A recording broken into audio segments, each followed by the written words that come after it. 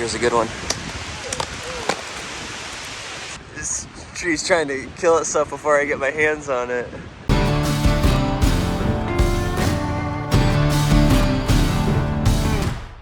Look at this, just showed up here to do this job. It's been storming, wind's blowing all night, rip roaring through here, and this is the tree I show up that I'm supposed to do.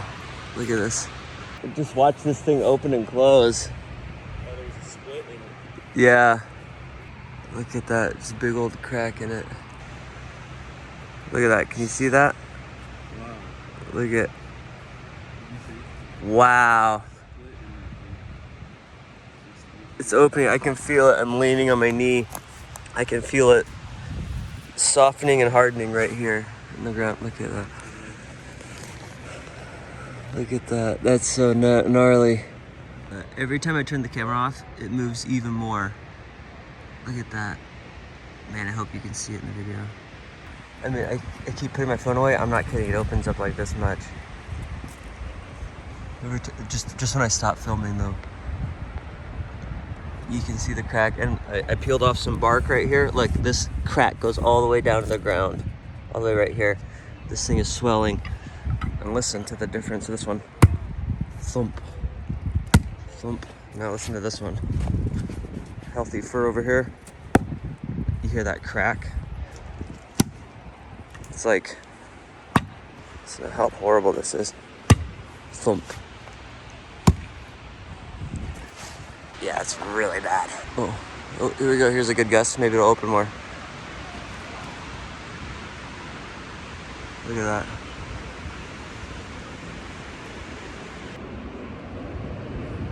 Absolutely insane. So, you know, I do a lot of subcontracting work. This is for a landscaping company. This is the first time I've worked with these guys. They said they had a tree they wanted me to take care of, so I just showed up. And this is it. It's right in the middle of this. The wind is blowing so hard. I got no power at my house. There are trees down everywhere. I mean, this tree is in the process of failing. Oh, it's so bad. It's leaning hard. It's cracking. It's splitting apart right now. I actually would climb this if there was no wind. It'd literally be a suicide mission climbing up there right now. So I'm gonna have to tell this guy, which is unfortunate because this is the first time I've worked for him, you know? I'm gonna have to be like, hey, I can't do it. I have to come when there's no wind. It's just not worth it. I'm not gonna touch this tree until the wind's over, both for liability issues and for safety issues. I don't wanna even try to secure the tree because if I can't properly secure the tree and I try to, and it fails and hits like a neighbor's house over there, which is really possible, then I'm on the line, you know? I just don't want anything to do with it until the wind dies down. If I can get like 30 minutes to an hour of no wind, I can go up there and just take care of business, but if the tree lives through the storm, I'll feel fine about running up there real fast and chopping it down. But for now, I'm walking away from this one.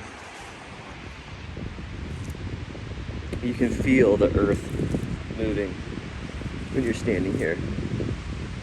Look at it.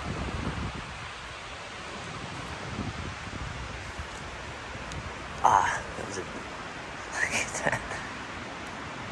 Oh, here's a good one.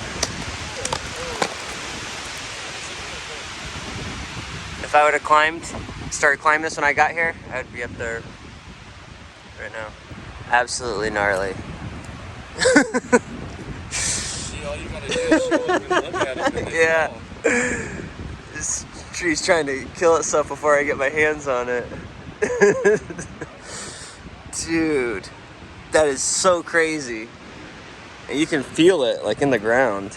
Feel the crackling. One more good guy. I know. I kind of don't want to stop filming because I'm like, wouldn't that be crazy? Have you ever had that happen where you just show up to a tree that you're gonna cut down and it falls before you? I've showed up to a job where I was supposed to cut the tree down and it was already on the ground, like it fell the night before. Yeah, I've showed up to jobs where the tree was on the ground, but I've never showed up to one where the tree was in the process of falling. Scratching my head. I mean, I gotta kind of scratch my head about this one too. Like, even if it survives the storm, that's kind of a tall tree and it leans the wrong way, and I gotta kind of think how I want to tackle that, honestly. Let me take a look over here. Maybe when the wind dies down, I can go up there and take a top over this fence because it leans real hard. And of course, power lines. Always. Yeah, that thing's leaning mega hard. You probably can't tell. You're just looking at branches of the cedar, but dude, the more I look at this thing, the more I think I don't want to climb it. Even when the wind dies, it's like I feel like it's leaning really hard. The problem is when I go to take the top, I'm gonna be like out here. I gotta either lower it off of this one or swing it into this tree. You know, I could set up rigging in this tree and like do the old swingaroo. But I haven't really worked with these guys much. That's kind of some elaborate rigging. Yikes. I don't know what to do here. This video turned out probably pretty boring. So I just, you know, I was talking to the guy trying to figure out how to do it. Like, maybe I could tie into that other fir. There's another fir right there. Maybe I could tie into that. It's a little taller, but this also leans back. And once again, it comes down to like, it's one thing doing a tree job on like a crew where you know everybody. It's harder when you don't know who knows how to do what. And it's a big safety factor, honestly. That was one of the things I liked. That was the thing I liked best about working at Eastside Tree Works, was I felt like those guys had my back and we all knew each other. We knew what each other's capabilities were. I always had a good rope man, always had a good rigger, you know. And this sort of gig, the, you know, contract climbing and subcontracting, it's like you never know what you're gonna get. But, you know, I talked to Mark, who, by the way, is ended up being a really cool and really reasonable guy, you know. And we're just both like, you know, he owns a landscaping company, I'm a contract climber. We both kind of agreed like this would just be a better job. We should just recommend that she gets a tree service that has a crane. So I recommended P&D Logging and Tree Service. They're like really close. They're local. They're in Ravensdale. And then also Eastside Tree Works, you know, where I used to work, because they've got, you know, they've got like a 155-foot boom on their crane. They could just come in and annihilate this thing easy. So, because otherwise he gets a crane, he rents one, and he's got to call around crane companies. They're all busy right now, you know that. And like I said, it's just if the tree weathers the storm, which it might not. So he's talking to the homeowner to make sure no neighbors are over there, which it looks like it's vacant over there. But sometimes you just get into stuff, it's just too dangerous. It's like, well, you know, do we really want to get into this? We could just call a tree service. Yeah, we don't make any money today, but at least we don't have the stress of dealing with that nightmare, you know. Because even if we come back and I climb that tree, it's still got that crack in it, it's still rotten. At the beginning of the video, I was like, you know, I just need like a half hour, an hour. I could just like go strip this thing out real quick. And then once I started peeling the bark off and looking at the base, hitting it with my axe and hearing like, it's not just that there's a crack, it's also like very compromised on the inside down at the roots. So it's just not a safe tree. I could tie into this one, which would be safer, but at what cost? Why bother? You know, I'm not like starving, you know, I'm not like starving for grocery money or something. It's not like I need to. Why take that risk? You know, I just don't need to. There's no point in risking your life like that. It's just too dangerous. So I'm just walking away. That's the end of this video. This is a world's worst tree cutting video. No cutting happened. So, and there's not going to be any follow-up to this. This is just the job that I walked away from, where I just didn't think it was worth the risk, no matter how much money they want to pay. You know, I got kids, got a baby on the way. It's just not for me. This job's not for me. And I told Mark, you know, you're better off just walking away from this, man. It's not for him either.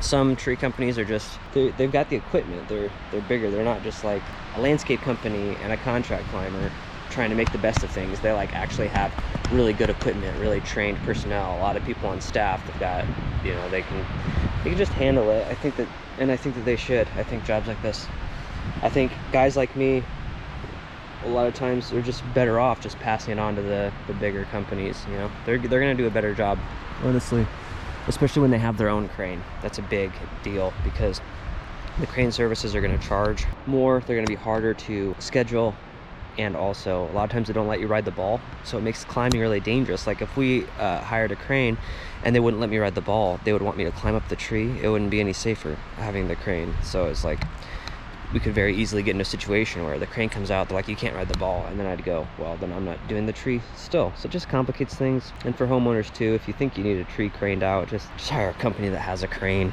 It's just better that way than trying to rent them. Also, you never know the operator, or often you don't know the operator. They don't know you don't know their rigging setups. And I could go on. There are a million reasons why I'm not going to do this tree, but really it's just one reason. It's just too dangerous. And the second reason, it's just too much stress. So 2 reasons: too dangerous, too much stress. This was the job that I walked away from. I guess that's all I got to say, really. I'll see you guys later.